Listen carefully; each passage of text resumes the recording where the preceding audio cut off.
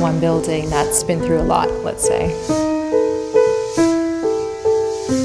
Everything from the events of 1963 and 1964, that was the first wave of violence, and the very first wall that was built between Greek and Turkish Cypriots just in front of the building, and then tense relations thereafter leading to the events of 1974.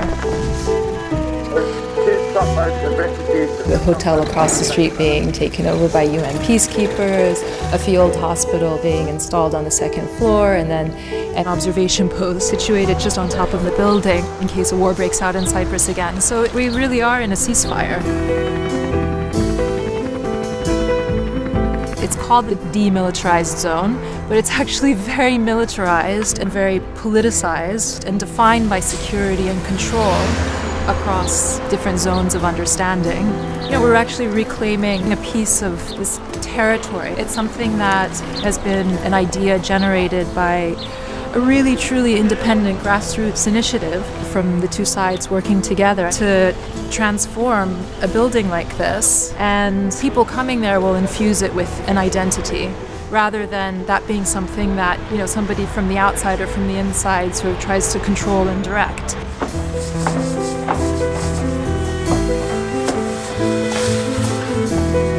As far as I know, the mission of the UN in the buffer zone is to prevent any alteration in the status quo. And the rationale behind it is that any alteration would possibly mean creation of conflict.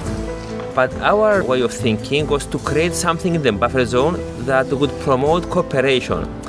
And that was a unique approach that, in a way, confused even the authorities. We had a lot of difficulties with bureaucracy and technical issues. We had to find a way to acquire the building through appropriate funding, convince the owners to sell it to us. Even people who had positive disposition towards cooperation, they were very hesitant. It took a lot of effort, it took a lot of determination, and indeed it was a very big challenge for us. Even sometimes convincing ourselves that we can make it. Behind our effort was to transform this area, which was connected to confrontation, to antagonism and conflict, from a dead zone into a zone for cooperation. We have a multilingual, multi-ethnic establishment and the vibrant cultural, educational research center that it is today.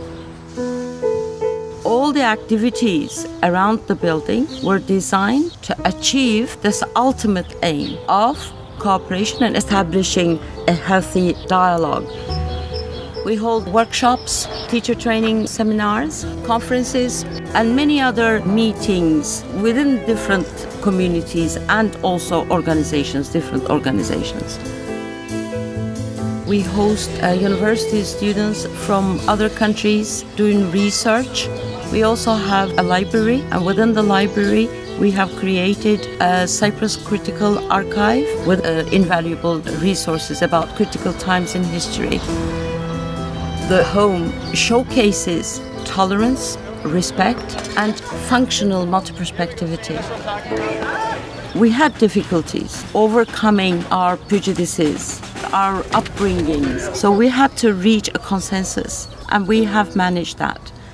I think we're giving a very important message here to our politicians that if there's a will, there's a way.